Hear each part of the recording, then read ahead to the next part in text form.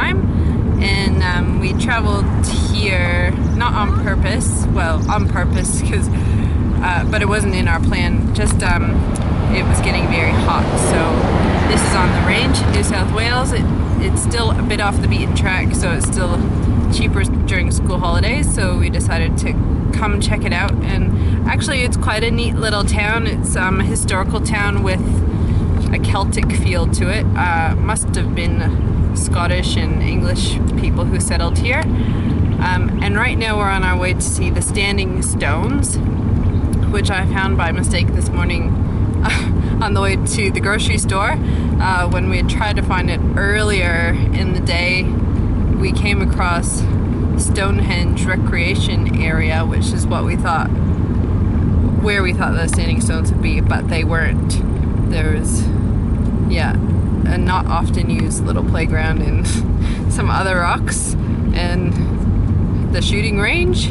Anyway, later I found the Standing Stones, and so I'm going to show Ricky where it is now. And it was nice to see after not finding it earlier today. So we'll show you when we get there.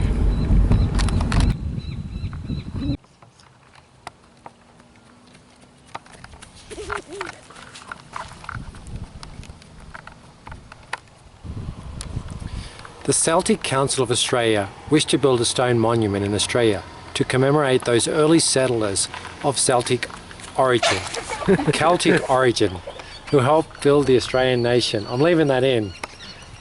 Cities and towns around Australia were invited to submit expressions of interest. Glen was selected. The design of the array is unique and has a circle of 24 stones representing the 24 hours of the day. The Southern Cross has been superimposed over the circle, symbolising the old world meeting the new.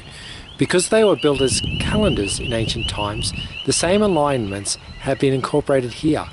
Alignment of dawn on the winter solstice, dawn on the summer solstice, and also sunset on both of these days. Of the three guide stones in the centre, the northern stone is the Celtic stone of the Scots, Irish, what are they like? and You Manx, like who them? spoke Gaelic. Yeah. The southern stone is of the fancy? stone for the Welsh, Cornish, and Bretons. Those languages derive from the Brothelicic or something. The central stone is the Australis stone for all Australians.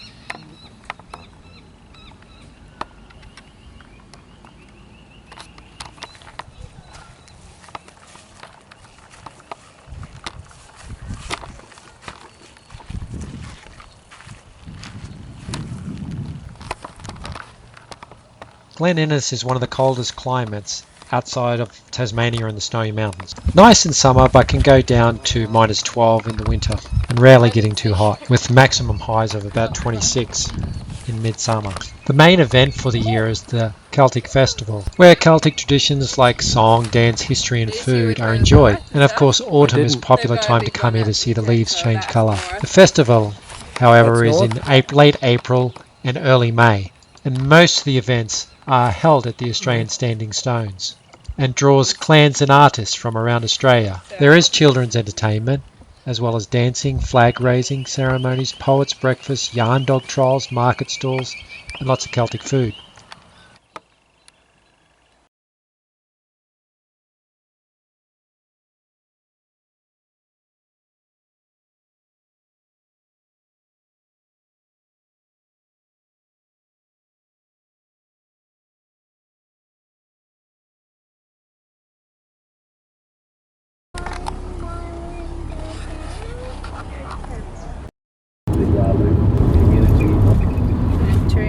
Convents for sale. Towns like Glen on the New England Range were our place of retreat when things got too hot during our road trip. On this trip to Glen we visited the Celtic Stones and a few other attractions around Glen and we also found a really awesome place to stay. You'll always find budget-friendly things on My Family Vacation Ideas. They laid out the Celtic charm for us, and there were people playing bagpipes on the street when we arrived, outside the town hall. Only a small town of less than 10,000 people, it was big on character.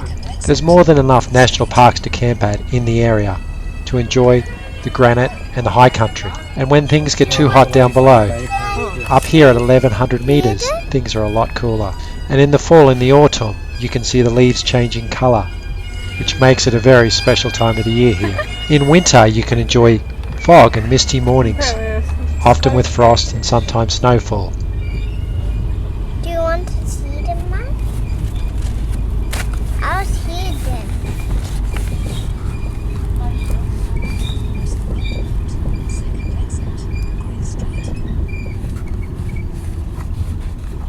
Oh, look at that old post office.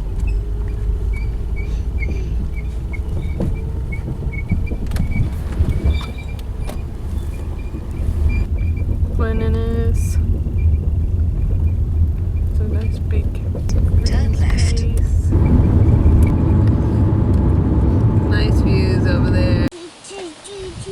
We're going to stay here for 3 days and then go down to the Tamworth Music Festival.